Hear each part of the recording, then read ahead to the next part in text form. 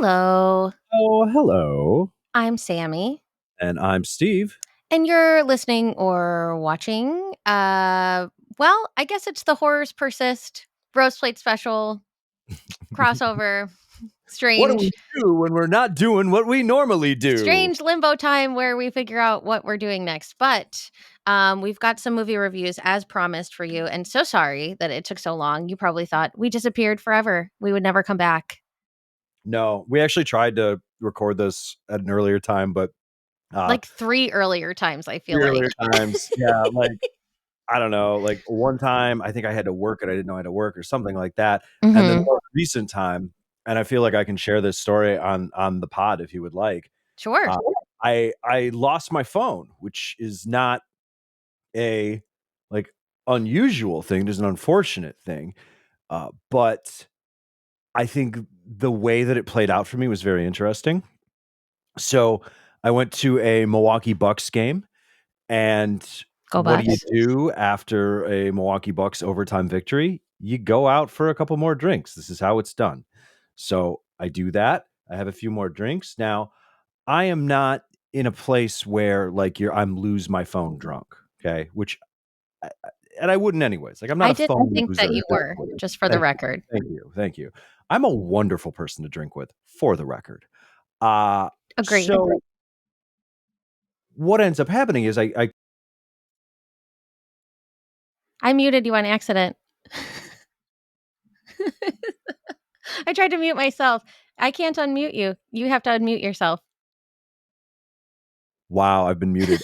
Anyways, yeah, people, the world is trying to silence me. This You're is like, what happened is I tried to mute myself because I'm hearing weird feedback in my headphones. And so oh, I was like, I'll mute myself, and then I muted you. Sorry. So here we what go. happened was Okay, so what happened was I had a few extra drinks and I decided to get an Uber to go home or a Lyft or whatever, just to be responsible and all that stuff. So I call the Lyft or Uber. I don't even remember which one it was, but there's this new safety feature. It's for drivers, and it's actually kind of nice because there's a problem I think in big cities where you order an Uber and everyone drives the same dumb Nissan or Toyota, and like there's a high probability of someone getting into the wrong car. And if someone's been drinking or something, they could get angry or like there's all kinds of stuff that can happen, right? And you got to make sure the right person's getting into your vehicle. So one out of every 20 times I have a driver who utilizes this safety feature basically, and they give you a like 4-digit code. So you get in the car and they go, what's the code? And you go, it's 1234. And they go, okay, cool. So they know that like I'm me and they're them and everything's cool. So I get in the car and then the person's like, hey, what's your 4-digit code? And I'm like, oh, and I go to get my phone and there's no phone. The phone is gone. So I'm like, oh, uh-oh. great.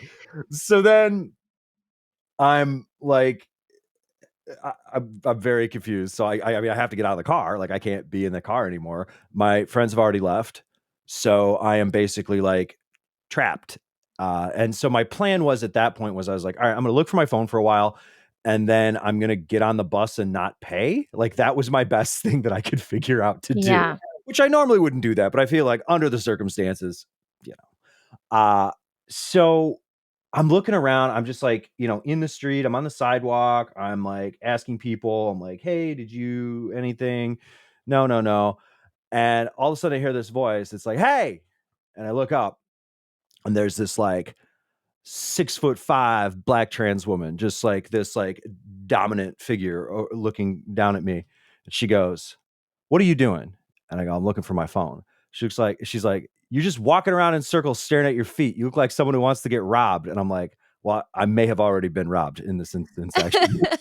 So I don't know what else they could take from me. You're like, if I look like that, it's because it may have happened. Yeah. So she's like, where are you going? And I'm like, I live on the south side. She's like, that's where I'm going with my friends. Do you want me to take you home? And I'm like, yes. So Wow, that's so nice. I know. I just get in a car with a stranger, but I was like, this feels safe. Yeah. And so I'm in this car with the two most jacked dudes I have ever seen in my entire life. Like, it was like comical. Like, their arms didn't go all the way down. It was fucking awesome. Were you in the middle? Yeah. I'm just like, yeah. a bunch of shit piled up on her front seat. So it was like her driving, and we're in like a tiny, tiny little like Toyota Corolla, like an early 2000s Toyota Corolla, just like. Yeah. And then these guys, and I'm in the middle. I'm like, "Hey You're guys, I'm like, Stu." "Hi." And they're like, "Do you want to buy Coke?" And I'm like, "No, I don't have any money. I couldn't even Venmo you. I don't have a phone. Like, isn't that funny?" And they're like, "It's okay." And then they drop me off right at my house. How great is that? Wow, Uh, that's nice. it was so nice. So, a lot of people are like, "Don't get into cars with strangers," but I'm like, maybe sometimes. And so it's Maybe good advice. sometimes it's okay to get in cars with strangers. Yeah, yeah. It If you seemed learn anything from this podcast, it's that you can get into cars with strangers sometimes. They may yeah, offer you drugs, but you it's fine. can And say no. you don't have to buy them. That's the Yeah, cool you thing. can It's like say no. people can be really nice, and they're not like, I'm not worth robbing, obviously. Like, I don't even have money for whatever amount of cocaine they wanted to sell me. So anyway, so then I wake up the next morning and I'm like, well, I still have this problem wherein Yeah. I do not have a phone. So I hop on my computer and I do the find my phone thing on my computer. And where does it show up? Wonderful question, Sammy. It shows up at it's like the Milwaukee like Jewish Family Services Center or something. And I'm Huh. like, what is that? You're like, I wasn't there. I don't Wasn't think. there. So I call them and I'm like, "Hi, this is weird." Like, and I just leave a message because they're not open on weekends. Like, if they say straight up, like, "These are our hours. Please leave a message. We'll get back to you Yeah. in the morning." So I leave a message. I'm like, "Hi, this is weird. My phone tracking thing says that like my phone is in your building." And I looked at the building. Like, I went on Google Maps. I did the Street View thing, and it's just like it's its own building. Like, it's not like attached to It's like not like, oh, yeah. you know, Yeah. or a restaurant or a bar, or like there's no apartments. It's just a building. And I'm like, Weird. why? And it's way on the east side, which is not where I was. And so then, like, I check an hour later just out of curiosity because I'm like, maybe it moved. Like, I don't know what's going on here. And it did move. And it was at a grocery store downtown, a Oh, local metro market. So I'm thinking, okay, fine. I'm going to go down to the metro market, and I guess I'm going to have to tackle someone in the dairy aisle. Like, this is the only thing that makes sense. Like, I'm ready. I'm ready to go. Gonna get that phone. So I go to the grocery store and there's a security guard. I go, "Hey, listen, I'm not a violent man. In fact, I've never been in a physical altercation in my life. But here's my situation." And someone in this grocery store has my phone. And the security guard's like, "Nobody in this grocery store has your phone. I know where your phone is." I'm like, "Oh my God, that's amazing. Where is it?" Points to a machine. And the machine is like this crime enabling vending machine, but it's like a reverse vending machine. So basically, it's a machine, and the machine's like, "Got an old cell phone? Stick it in here. We'll give you $100." These things just exist. You just steal phones, shove it in this machine. They give you $100. So I'm like, "Great. Can you open the phone vending machine?" He's like, "No, you got to file a police report and call the cops." So I do that. I wait an hour. The cop comes. The cop spends another like 45 minutes on the phone with the reverse vending machine company trying to get them to open it for her. wow. It's amazing. Also, the smallest police officer I have ever seen in my entire life. Like, shorter than you, Sammy, I would say. Shorter than 4'11". Yeah, like she was like Wow. little, and looked like she was like maybe 19 years old. I'm like, "Is this your first time doing policing?" Like, what is going Rude. on? I mean, I'm guessing they don't send their like SWAT teams for guy For, with a yeah, hanger cell non-emergency phone. incidents. Yeah. So anyways, she was very nice though. And then finally she opens up the machine and she goes, "Okay, get your phone out." Well, all the cases have to be taken off the phones before you put them in the phone vending machine. So I'm looking down at about 30 black iPhones, all of which are dead, any of which could be mine. So I go, I don't know. And she's like, "Well, I don't know. Look a little harder." I don't think it's gonna make a difference. So I narrow it down based on what the camera looks like. I'm like, okay, like this is the right model, but there's at least 6 of these. So I'm like, I've narrowed it down to these. And she goes, Just take one. Just take one. We're not gonna like figure this out. Okay. So I take a phone. I go and I'm like, okay, I got a phone. Uh, don't have a way to charge it yet, and I'm about to leave. And Sammy, sometimes when you don't have a phone, you find yourself, you're not staring down at a screen, you're interacting with real life, right? Right. Right. And so, due to real life interactions, I'm in the grocery store holding like six cell phones, trying to figure out which one is mine. And I get invited to go to medieval times by a friend of a friend. Like, we got a work party tonight, and somebody You dropped want to out. go to You medieval want to go to medieval times? times? And I'm like, yeah, this is what happened to me. I don't even have a phone. Like, maybe it's one of these or whatever. And she's like, don't worry about it. We got a party bus. We'll pick you up. So I go home with What this the cell fuck? phone. I plug it in. It boots up. It is not mine. Like, it's just like Oh. it's like on the lock screen. My like number doesn't work, so it's not mine. I'm like, all right, I don't have a phone. I get picked up in the party bus. I go to medieval times. The end. So, what did you end up doing? Did you just like get a new phone? Just bought a new phone the next day. Like, I came home from medieval times. I had my little paper crown. Proof that I did it too, because they didn't just buy like regular tickets. It was like the VIP VIP royalty. Wow. row, That's like amazing. from the front. One of the girls in our row got like the rose from the guy, the night guy. Oh, I It would was tell so everybody cool. about that. Yeah, it was like the most exciting time of my life, basically. Oh my Uh, god. 10 out of 10. A real slice of American culture too. If you haven't been, I highly recommend it. This is so Just don't interesting. break. Yeah, this is my life. Like, this is, yeah. So then I didn't have a phone, but now I do. Wow. Mhm. The only time that anything remotely close to that happened to me, which wasn't that close, was I was doing my 50-mile walk in 2021, and I always kept my phone in my backpack, and at the time, I only see, it's funny because 'cause I'm like, I cannot relate to seeing a sea of iPhones because like, my Android saves me yet again. Mhm. But I'm like, I always keep it with me, and this was when there was a headphone jack, so I'd be listening to things with with the headphone jack and whatever. And for some reason, the way it was positioned in the backpack, it was being pressed in such a way that it factory reset my phone Oh my god, while I was hiking. that's crazy. And so I lost everything. And I hadn't synced anything because not smart. I don't know. I think this was right before we got Google Fi too. I don't remember. But I didn't have like any numbers synced. I lost all of my text message history. I lost every single person's number, everybody's everything, except for like a couple things that happened to sync with Google forever ago, but I hadn't like intentionally synced anything because I'm so used to like you swap out your SIM card and it's all there. You don't have to worry about it.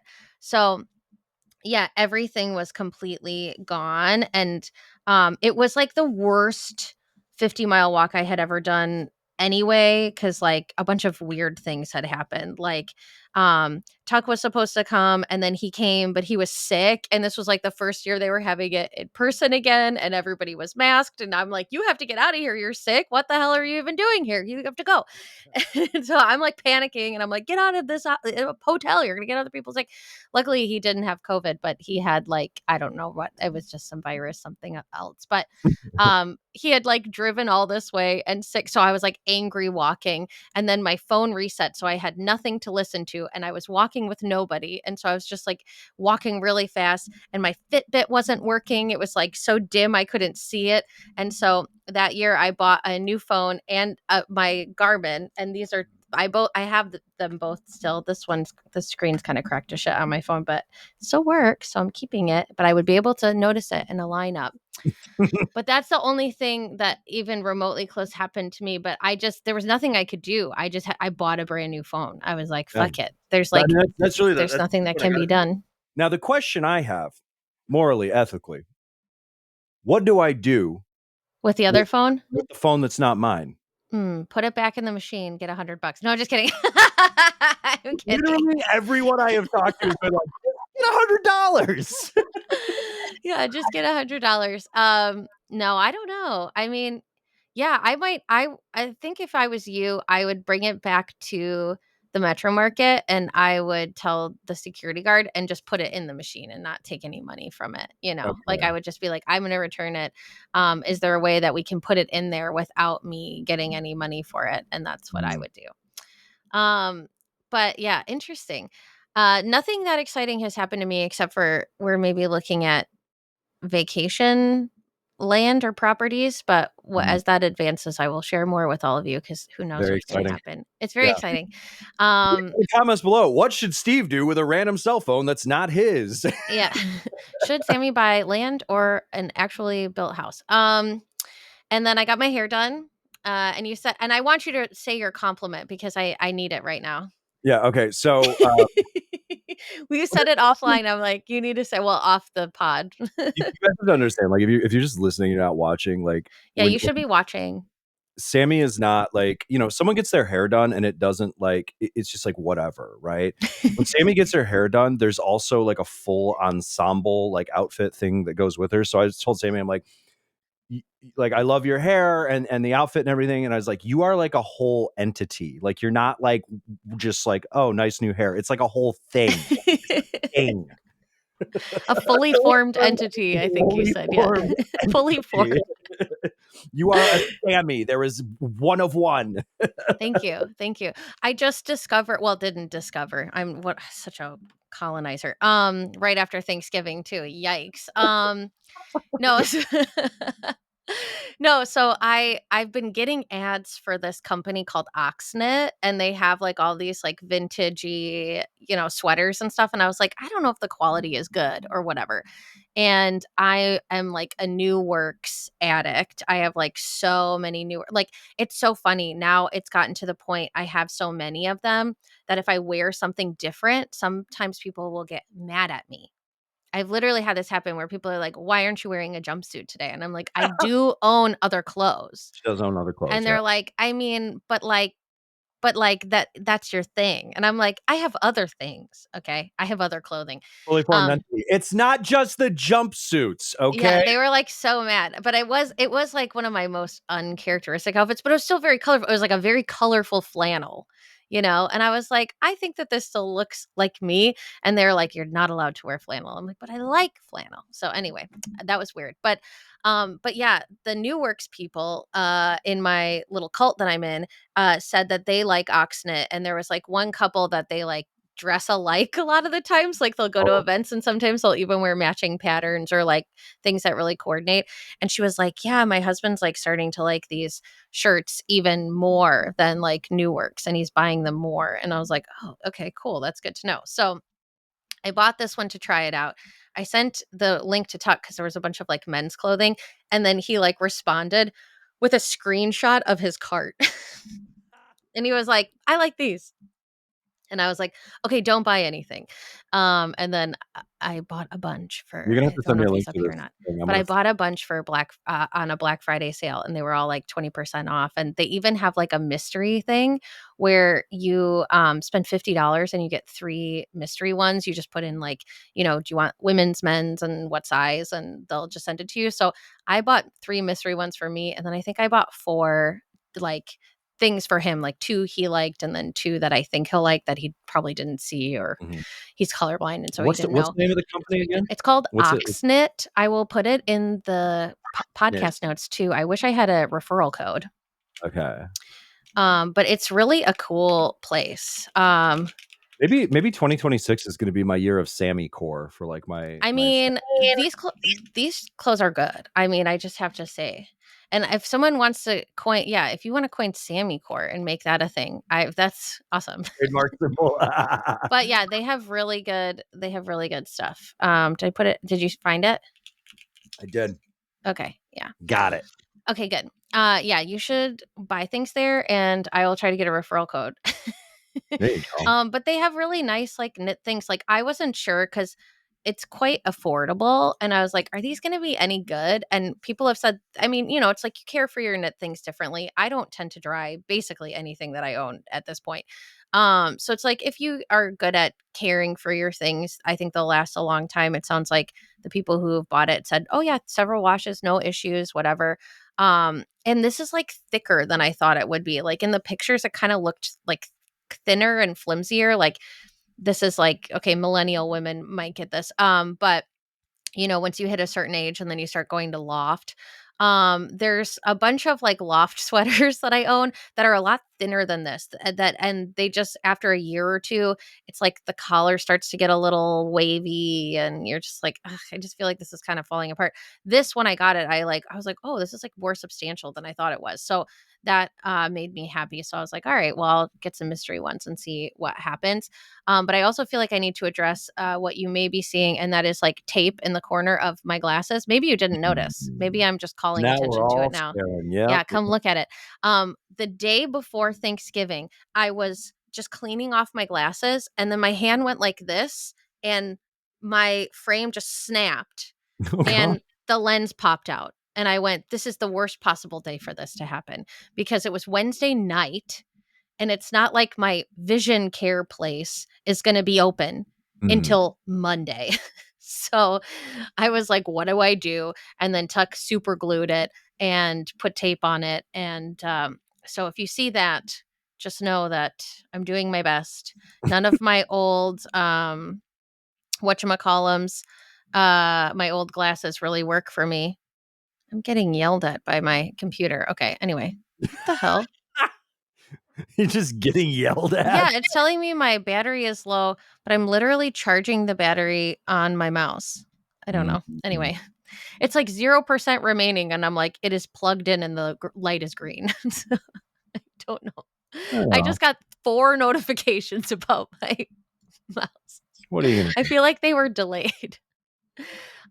Anyway, so that's the kind of life that I'm having right now. Nothing too calamitous except for the fact that, yeah, it was literally, and I was prepping a bunch of food, and I'm like, I can't see anything. And I was just like helpless as he was fixing it. And I was wearing my old glasses, and I was like sitting this close to the screen, It's just like, I going was granny like, mode? this sucks. This sucks so bad. I am Velma in real life. So it was Mhm, not, mhm. it was not a good situation. I have dressed up as Velma too for Halloween, for anyone wondering. Of course, I have. Oh, real quick before we get into network, gosh, we're gonna have to put a timestamp for like if you want to actually hear about Wanna network, hear you'll have about the to go to movie, this yeah. minute. Did you do anything for Halloween? Did you dress up? We even like even talked for I don't even know how long outside of you No, losing your phone and talking about you losing your phone. I really didn't. Like, I had to travel a bunch for work and stuff, so I haven't Yeah, done anything for Halloween really. Um, and yeah, Thanksgiving was pretty low key, uneventful. So, yeah, other than like chaotic things happening to me, my day to day is fairly mundane. Just a lot of work, a lot of just work a to lot do. of corporate BS. A lot of corporate BS. Yeah, I'm a corporate man over here. So I got drunk and lost my phone, and then I went to Yeah, medieval bro. times. Then I work my corporate job. Yeah. And I'm just doing like the most Wisconsin things ever. That's all I'm ever Mhm. doing. I'm just Which like, is well, I went out to the middle of the state and looked at well, I it know, was a it's leaf like I peeping. texted you the other day, you're like, "Oh, I'm in" where were you? Not Stevens Point, where you're "Oh, I'm Wausau. in Wausau. Yeah. Oh, yeah, Wausau." They got like a Yeah. TV channel the station though, like, they're real. That's a city. That's the big They time. have there is a Northwoods baseball league. Did you know that? Mhm. Oh, yeah. And they have a team. Yeah. Town of 40,000 people, and there's a festival there, and a cousin subs and toppers. That's all you need. And yeah, and Rocky Rococo. What more do you need? See, we're like being up in the corner of the state. We're Mhm. so deprived because we're an hour away from the closest cousins or Rocky Rococos. Oh, It's tough. yeah. It is really tough. At least we have a festival. Thank God we have a festival. But that's a new development as of like a year. So It's and true. then oh my God. Okay, I'm gonna rant for a second. This is so Wisconsin core. Okay.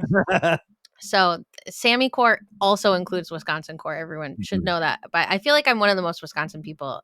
And maybe people don't know that, but I am one of the most Wisconsin people you'll ever meet. Oh, absolutely. Um, so, okay. So where I live is essentially Minnesota, but it's not. It's Wisconsin. But people will say that they'll be like, "Well, it's basically like we live in Minnesota," and I'm like, "But we don't. We live in Wisconsin." But people up here forget that. They just Don't tread on me. yeah, like they don't get it. Like I had a teach I feel like I mentioned that on a podcast like a few months ago. Like a teacher was like, "Oh, well, so you're basically in Minnesota." And I was like, "No." Like I answered so fast. I think I surprised everybody in the room. I was like, "No." Um but anyway, so they don't really know like there are festivals in Minnesota, but they Mhm. are owned by a different company. Like the parent company is different. And so like the model is a little different. I mean, it's still I like it, but it's different. Mhm. And so they don't know what like the Wisconsin festivals are like. And so when there was news in our city about like a new grocery store opening and festival had put in like an application for a liquor license or whatever, to operate, there were a lot of comments on like Facebook and stuff from people being like, I've never even heard of this place. Someone even called it a no name grocery store. A Wow. no name grocery store. That offended me. I mean, I definitely fuck with festival foods, man. That's Festival is my favorite grocery store. Everyone should know that about me. It is my all-time favorite grocery store. I think they have the best deli section. They have a great bulk food section. And when you walk in, it's like there's the produce and then like all the food for the special diets is like Mhm. right there. So it's like literally I just have to go to one part of the store and I get all of my grocery shopping done. I don't even have to go to the rest of the grocery store. It's awesome. Yeah. So I love it. Their pickup is wonderful. I do curbside pickup like once a week. Actually, I have to do my order today, and they're just phenomenal. But they were like, "Oh, we should get like Lunds and Byerly's," which I don't think a lot of people outside of Minnesota know what Lunds and Byerly's is. No. It's kind of like, okay, wait, you probably weren't around for the V Richards days. Do you know Fresh Market in Brookfield or like I'm trying to think. It's like a bougie grocery store. It's very bougie, but it's like overpriced. It's not like bougie, but it's good. It's just like you pay a lot extra for stuff that you could get other places for cheaper, in my opinion. And we have another like fancy grocery store out here called Kowalski's, which is kind of like Sendik's, but a little bit fancier. Mhm. And that I feel like you pay more, but you do get more. Like there's more interesting things to buy. They have like a really nice cheese section, which is a priority for a Wisconsinite always, and me especially. So you can get like any kind of cheese you can dream of there. But yeah, Lund's is just like it's not a place where you would do everyday grocery shopping unless you're like an elitist a-hole, in my Yeah, opinion. And so agree. when people are like, "Oh, well, we should have a Lund's here, not this no-name festival grocery store," and I'm like, the biggest problem we have in our city in terms of shopping is that we have one grocery store with like a big one with no competition, and Mhm. so I think it's overpriced. So I'm like, we need to have something that comes in that's actually affordable and has like a wide variety of products that you can't get there. And now, ever since they moved in a year ago, now everyone's like, "Oh my god, this is the best place ever. I love Festival. Oh, I like they're amazing. This is the best thing that we've ever gotten." Blah, blah, blah, blah. And I'm like, I remember when you were all complaining about it, and I'm not gonna forget about it. Okay, I've got screenshots. Uh, One thing I'll say about festival is, it is the only time I've gone and, like, actually bought crab legs from a grocery store because they were so cheap.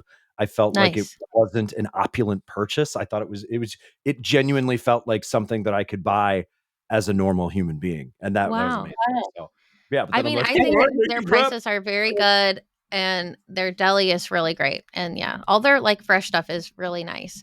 And they're employee owned in Wisconsin. Hey, we love that. Yeah, I mean, Festival and Woodman's have my heart forever because they're That's right, employee owned baby. grocery stores. And I think that's why everybody's nice there because they're getting paid well. So you should support them. They also supported our local pride because they do like hot dog sales or whatever. Like they have a hot dog cart. And Mhm. so they actually reached out to us and said, "We want to fundraise for your pride event and we want to do a hot dog day for you," which was really nice. So Hmm. they really like being part of the community, and so we love them. Okay, anyway, let's talk about bad corporate things. This is great. We're just like Sammy and I have dedicated ourselves now since we're sort of in this like I don't know this weird in betweeny Liminal space, space. yeah, Yeah. liminal podcasting space. So it's like every once in a while, let's do a movie about how everything right now is bad. Like what are the movies that accurately capture the feeling of the time that we are in? And I think it's interesting that we started with uh, a movie that was made in the 1950s, Yeah. and we've gone ahead now to the 1970s, covering Network, previously Facing the Crowd, and Network was made in the mid 1970s. But again, it's like we've been handed something on a silver platter that feels like it is very of the moment, which is Yeah. a testament to the brilliance of Network, because it is probably like one of the most timeless films that you can watch about like the state of like media and corporate control and government propaganda and how people are swayed by things, and basically what it boils down to. And I think you can boil down like a lot of uh you know populist folks, specifically those on the right that have been so successful over the past few years. It is wild to me. Like, I will never get over the fact that Donald Trump is a man who despises the poor, and Yeah. he has no idea how normal human beings live, and he shits in a golden toilet. And yet people look at him and say, well, he's one of us. And I'm like, how do you identify with someone like this? And Network is a movie, their core thesis sort of sums up why someone like Donald Trump can be so popular. And the answer is because he articulates the pain and the concerns and the frustrations of the masses. Now, where does he put that pain? Well, he puts it on things that don't deserve it. So I got to tell you, the reason your life sucks, it's not trans people that are making your life suck. Okay. Right. It's not immigrants that are making your life suck. Remember the phone story I told at the I was beginning of just the gonna show? say they might I give you a ride literally had home. my life saved by a trans woman. Are you kidding me? Her name was Portia. Shout out Portia if you're listening. I fucking love you, man. Thanks, Portia. Thanks, Portia. You saved my life. Like, genuinely. Uh, but the point is like they point at these, marginalized groups because it's easy to basically stomp on them and to point at something and say, your life is shitty because there's this other group of people over here who have it pretty bad.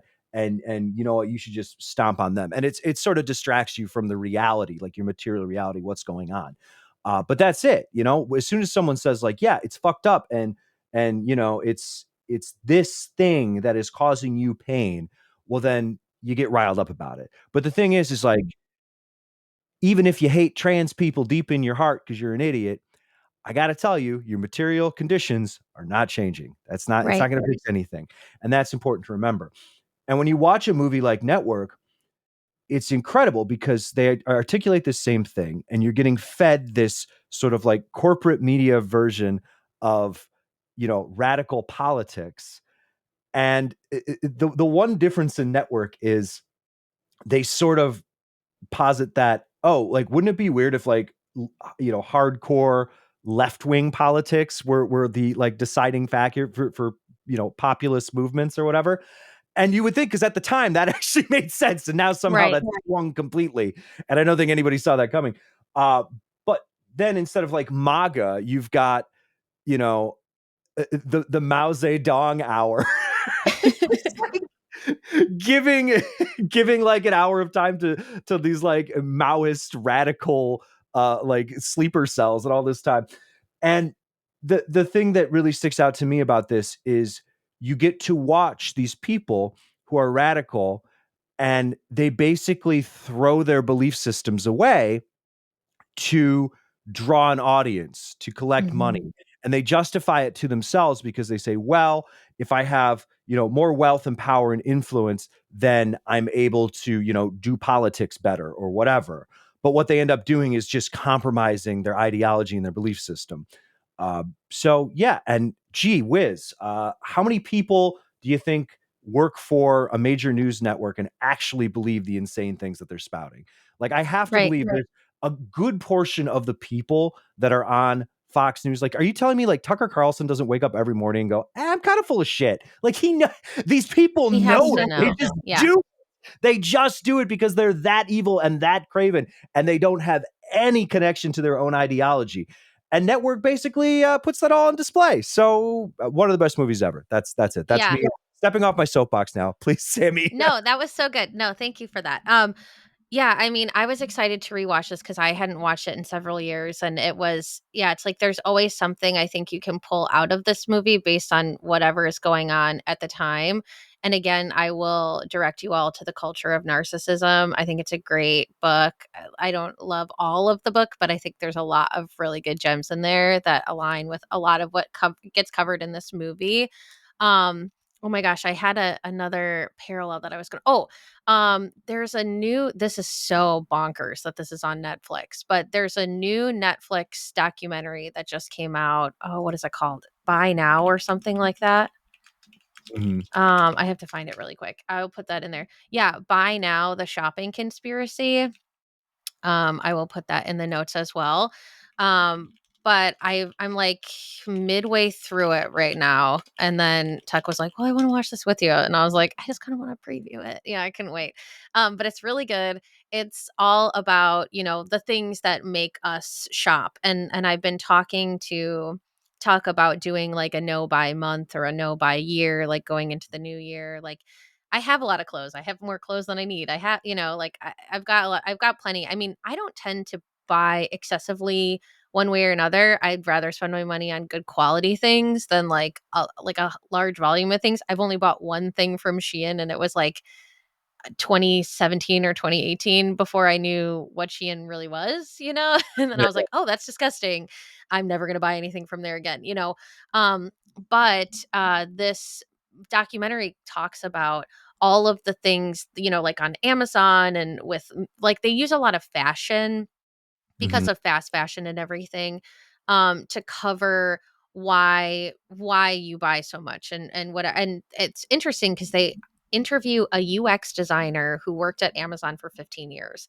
They also interview like an executive who worked at Adidas like in the early 2000s, early mid 2000s when they kind of like went from crashing to blossoming, and he straight up says, like, I feel like I did things that were really bad and I don't agree with it. And they don't sit right with me anymore. So I want to talk about it. And he's like, looking back, I wish I had done things differently.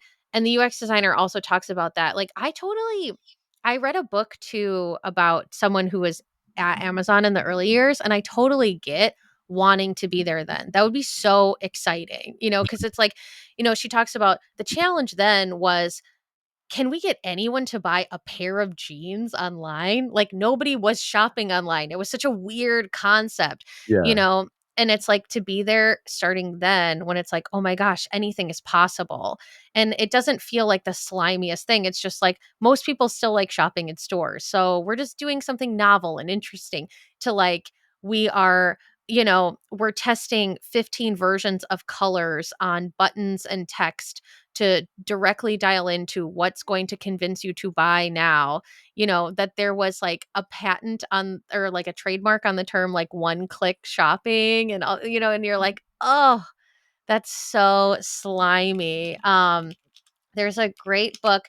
It's called Exit Interview: The Life and Death of My Ambitious Career, written by Christy Coulter, who Mhm. is actually part of um an accountability like focus group I'm in. And she said she used this space to like write this book. She puts it in her acknowledgments, which was really cool. I was like, I read your book. So that's a really great book too for anyone who wants to like learn about kind of like those early years and then going from like, I'm doing something really interesting to like, oh my gosh, am I the bad guy? Like, and Yeah. I think that there's, in retail, in news, in any industry, it's like I feel like I've spent so much of my career gut checking myself, like working in advertising, working in marketing.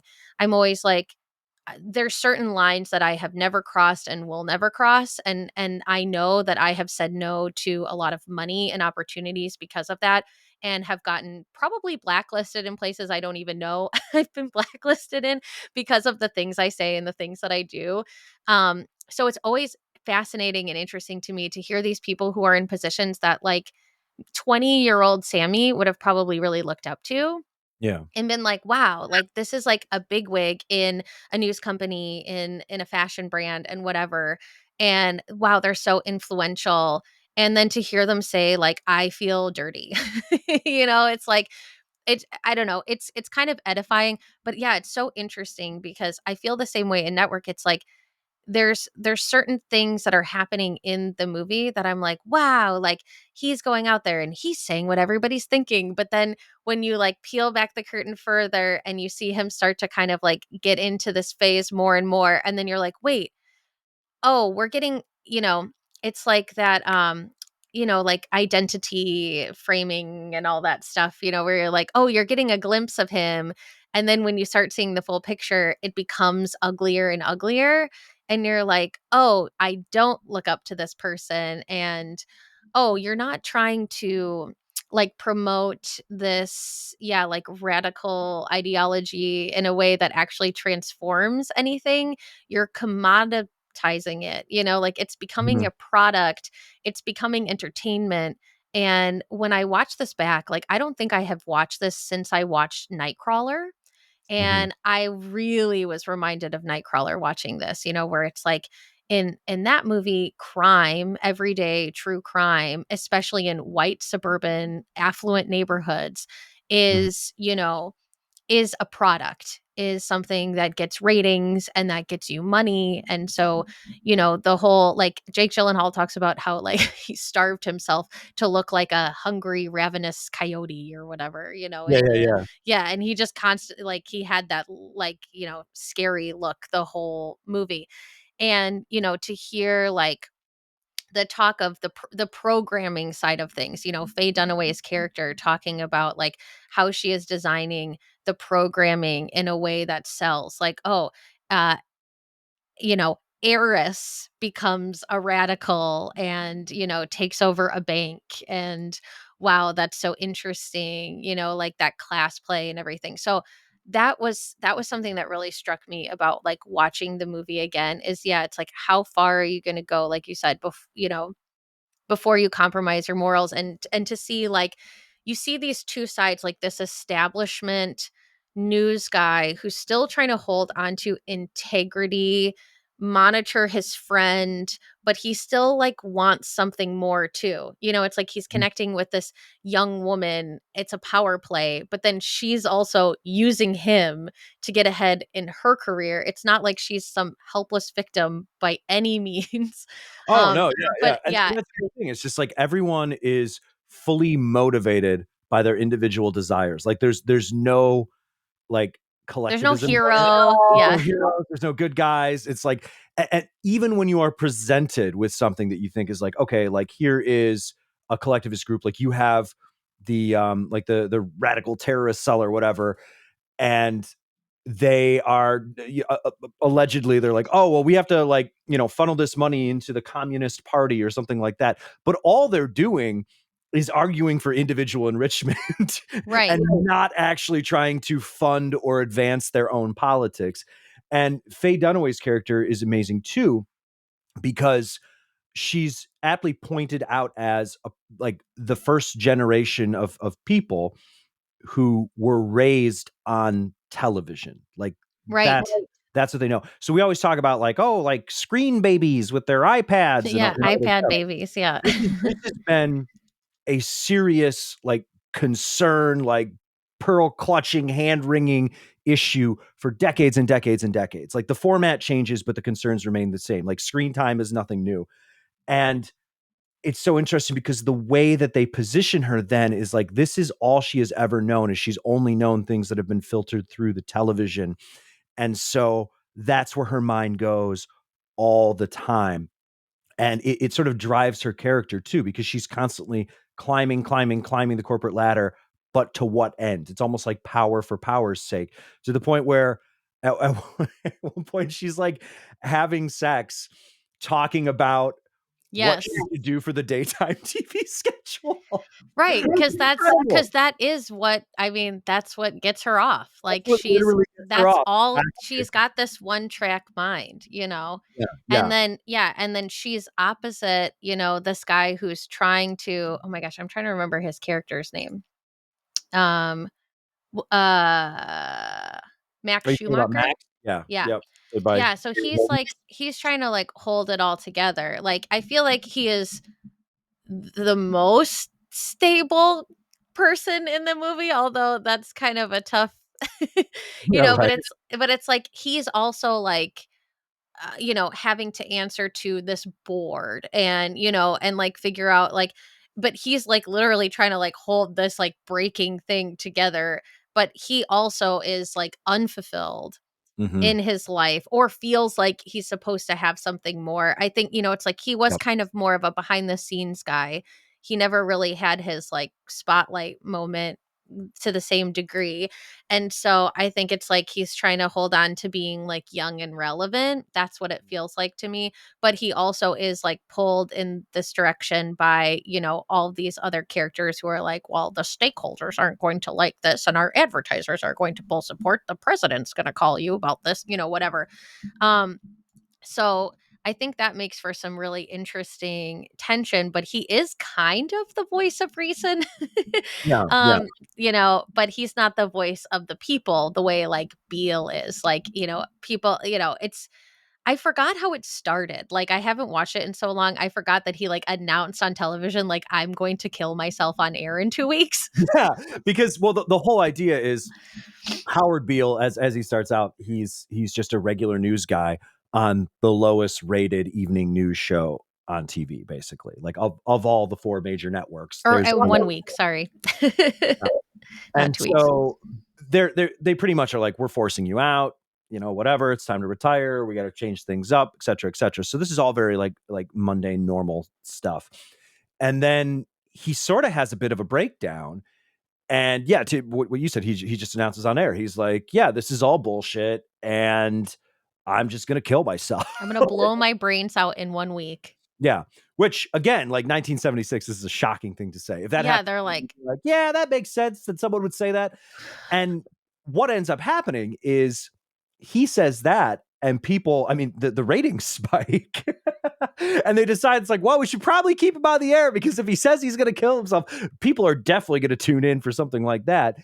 And what they end up doing is, he just keeps ranting and raving about, the corporate power structure and this and that and the other thing. yeah, life is bullshit. Life is bullshit, basically. And people are like, yeah, life is bullshit. And he doesn't even point to anything particularly concrete. And meanwhile, he's doing this ranting and raving, and his mental state is declining rapidly.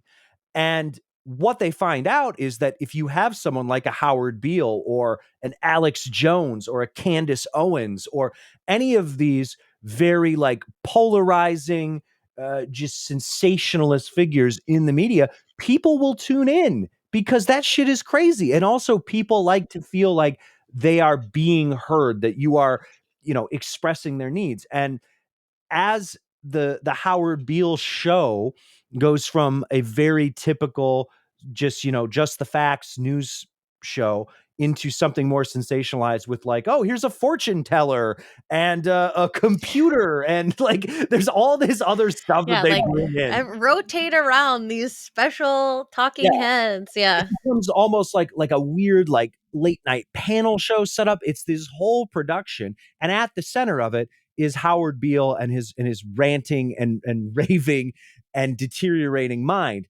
And people connect with this. He even has a catchphrase, which is, "We're mad as hell. We're not going to take it anymore," which is right. great because that expresses everything. It's like, you're mad at what?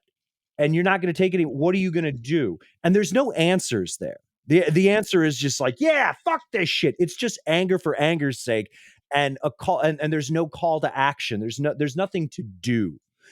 And the one time, once we get into you know the rise of Howard Beale, the one time that there's a true call to action, Howard Beale finds out that the big corporate entity that owns UBS, which is the news channel, he finds out that they've got all this money tied up in Saudi Arabia, and it's this corporate conglomerate and yada yada yada. So he starts ranting about this, and he says, if you allow this deal to go through with the Saudis, then $2 billion are going to go to Saudi Arabia and this, that, and the other thing. So I want you right now to, write the president, and we're going to send all these telegrams to the president. We're going to stop this deal. And even though Howard Beale is set up as this, messiah figure who's raging against the machine. He is still a part of this major network. He is a part of the corporation. And so he ends up meeting with the head of this corporation, who closes the shades and tells him point blank, there are no individuals, there are no nations, there are no people, there are no money. Everything is just corporate bullshit and nothing matters. And you are Mhm. insignificant. And fuck it, man. Basically. And then Howard becomes his puppet for that line. He's been completely broken. And it's just great because it's just another person who is compromised to this end, as radical as he is. Like, if you think that like Alex Jones is some super radical who would never be, pushed around by the corporate media, are you fucking kidding me? Right. All I the time mean, with this guy. Come all on. he does is sell stuff. Yeah, he just sells like boner pills and like brain gum. Colloidal silver and, like doomsday food Smurf guy? buckets. Have you seen the colloidal silver, like Papa Smurf guy? Yeah, of course. That Love was that like man. was he on Montel, or what show was he on? Yeah, that was like, it was like 30 years ago or more. Oh, Yeah, and he was like, "People look at me funny because I'm blue." mhm. Yeah, brother. Yeah. Yeah. But yeah, it's great stuff. And that time when he like insults the Saudi deal and calls people to action, that is the only time anyone ever gets mad at him. Meanwhile, in another episode, Howard Beale's like, this is bullshit. The television's bullshit. Nobody reads. Everyone should just turn off their TV. Can you imagine? Like, you have a TV show and the host Yeah. of the TV show is telling you to turn off your TV. No Yeah, one gets mad at that that. was very radical. I thought, yeah, to say turn off your TV and, go out to your window and go yell right now, Yeah. and everybody did it, which was, which it was very much a face in the crowd. Everyone bring your dog, Mhm. type of moment. It was very similar Totally. to that. But yeah, like, so yeah, Faye Dunaway's character, Diana Christensen, was like, oh, this guy, yeah, so she looks at it and goes, we can turn news into programming. What would be wrong with that? And, this is also like they were having these budgetary challenges. So they're like, news was its own division, right? As it should be. News should be its own division. And instead, or yeah, like, or sorry, not, it became its own division. It was a leading segment. It was a big part of the network was Mhm. news. It stood on its own. And then they're like, you're going to be a division of like programming or whatever. And they're like, but what? So again, like this reclassification of this person who was kind of like a Walter Cronkite character in the beginning to, well, now news doesn't even get its own funding. It doesn't get its own thing. It's going to act as a subsidiary under entertainment. Very much feels like the way that, like Fox News became, over the last 20 Oh, years. Like, you know and that, yeah, like news has to entertain you and like at all times, so we're gonna find the most shocking, egregious things. We're gonna, bring the Jerry Springer to the news, like, is such a it seems like such a weird thing to think would happen in the 70s, and Mhm. that was probably a very shocking thing to see in like Which, the 70s. And yeah, now I feel like I just wanted to point that out because I feel like it's something that you would gloss over in 2025. Like, well, yeah, news is a lot of entertainment. And like one of the reasons that people do distrust, the news and institutions is because like there have been so many budgetary constraints and the way that we receive the news is so different. mhm, And, like so much reporting, investigative reporting is so different these days too, because people don't have the money like in news companies to like, oh, you have a month to work on this one yeah. story or something. Yeah, Like that no, sounds so luxurious. I think I think about like, entertainment aspect too. Like, I mean, yeah. that's just even then it's like, okay, from the 1970s you get into the cable news era, and then you Mhm. got, okay, well, now we're CNN, we're the cable news network, We're but going to be round the clock. we have to be around Yeah. the clock. So then you start generating news, like you're finding news to report on, regardless of if it's important or worth, noteworthy or not. And so some of that editorial, just discerning what is and isn't important, goes away. And then from there, you start shifting away from just like, I'm a newsman and I'm telling you the news, to like editorializing and panel discussions and shows. And now it's like, Jesus Christ, man, if you turn on Fox News, or you go home for Christmas and your parents are one of those households where they just leave it running 24/7, You ever been in a house like that? I have. I Horrible. didn't live in a house like that, but I've been in a house like that. And it's not rare. Like most people have been in a Yeah. weird Fox News house where it's just on all the time. Mhm. And then you watch. There's a show called Gutfeld, Greg Gutfeld or whatever, Oh my god. and he's a blowhard panel guy, and he's just like, I'm gonna say it the way things are. What if we just ate all the poor people? That would solve world hunger. Like this That was a pretty good impression. thank you. But no, not only is he saying things that are intentionally like, ooh, like risque, but then Mhm. it's like, who are his panelists? And he's got like a former pro wrestler who's there with like his championship belt, just sitting there and be like, yeah, I think trans people should go live on an island, and then maybe we just bring them supplies every once in a while. Like that's what he said. What the fuck, man? Like, I and mean, then they also said like to reclaim, the group that was I don't even want to say it, but the group that was like, led by the mustache man in the 1940s. They're like, we should reclaim that word. And I'm like, what are you're what are you reclaiming reclaiming? that word? Yeah. So you admit it. Okay, that's And then interesting. That's so then interesting. you see this final evolution because we've been waist deep in the Fox News muck, but like at least you could divide yourself and say, okay, when I see like a loony like Jeannie Pirro or Pete Hegseth ranting on Fox News about bullshit, or Jesse Waters ranting about bullshit, I can at least say that I have the media literacy to go, that's stupid. And all these people can scream as much as they want, but there are limitations to what actionable things they can do. No Mhm. longer the case, because all of these loonies, whether you're Laura Loomer or Pete Hegseth or J.D. Pirro or whoever, they now have legitimate government positions where they make actual policy decisions, and they were Howard Beals. I mean, look at Dr. Oz. That's a scary one too. I know, it's like That's he's a not really even scary a one. doctor. He's not a doctor of anything. He's a scary man. Yeah, Uh, I just think okay, some things came to mind when you were talking. I would recommend if you all like spooky stuff, you should watch Late Night with the Devil when you're talking about late night TV show vibes. Mhm. That's what it's becoming. Late Right? Night with the Devil, okay?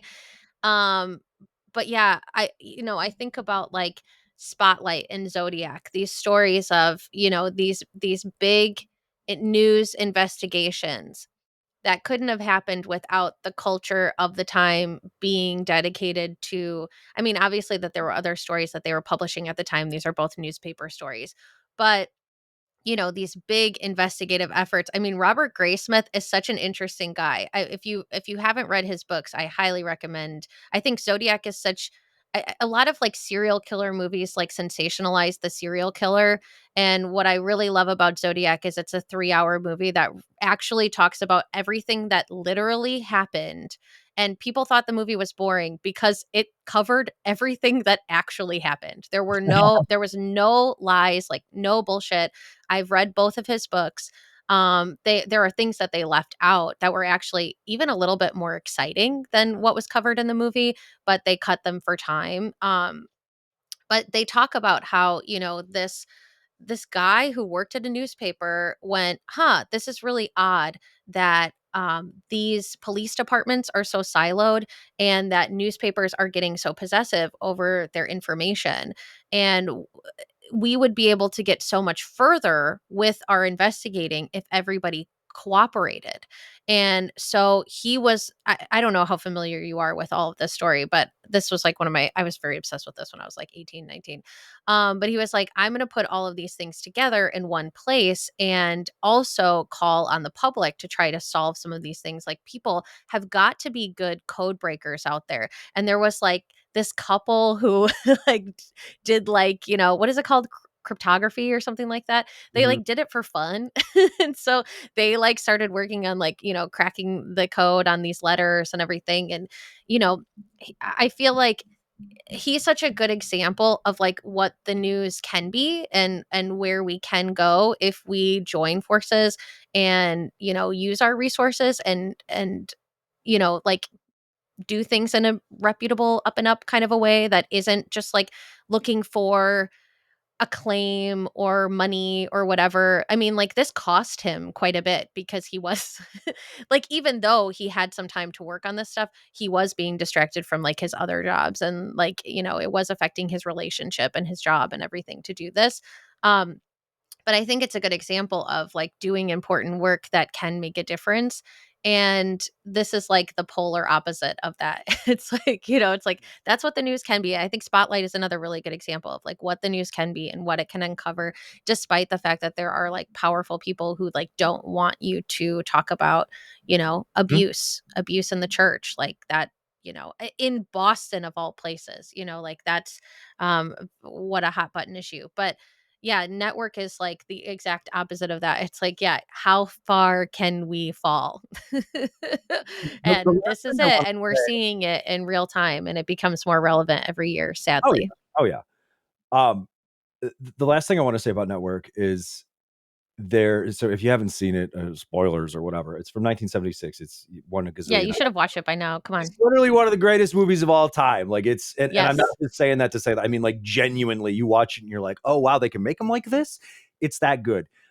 Watch it. If you haven't, though, I don't know. Put your fingers in your ears right now.